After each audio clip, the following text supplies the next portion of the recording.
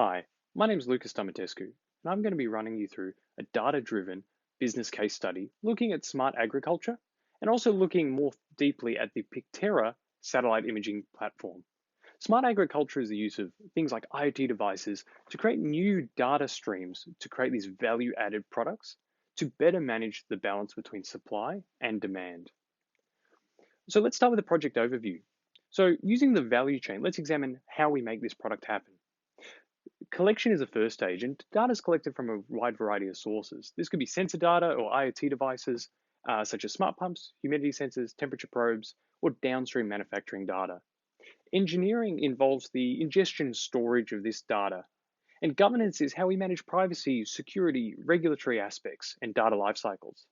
Wrangling is how we take data from all these different sources and combine it in a way that is normalized so we can then analyze it and generate insight from it.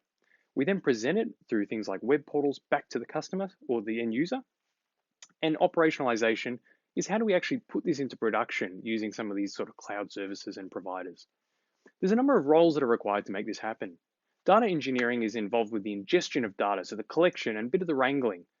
Data analysts are involved with the wrangling and the generation of those insights. Um, and lastly, data management roles are required to help manage that regulatory component and that life cycling of data, which is really crucial. So let's jump into what the Pictera platform is.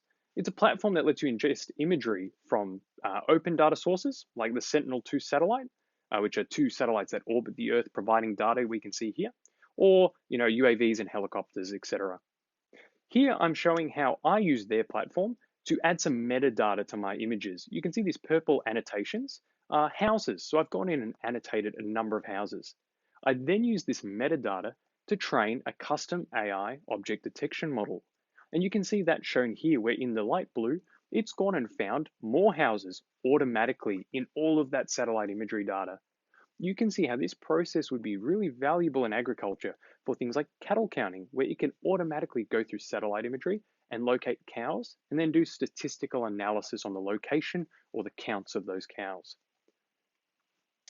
A data-driven agriculture product needs to have a clear business model that underpins it, which helps it find potential challenges or areas that are really creating the value of this product. On the left, you've got the data providers, and those are those open data providers, user-generated or commercial sources. The data consumer on the right, which is the client and the consumer. You've got the application provider, which is Pictera and the steps of the value chain there. And you've also got the big data framework provider, which we're going to talk about a little bit later. The data curation and management is also a really key step. A lot of these applications suffer from drip, which is in smart farming where you have data-rich information poor. We have a lot of errors due to duplication in the data and throughout this ingestion process because things aren't normalized. Looking at the data characteristics, the velocity of the data, it's generally downloaded in batches for Pictera from these satellite sources or user-generated.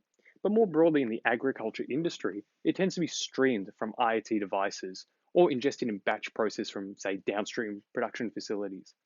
The volume is pretty big. It's about 100 square kilometers is about 600 megabytes. And for example, the Google Earth database, which included satellite, aerial, and street imagery, was about 3 petabytes in 2012.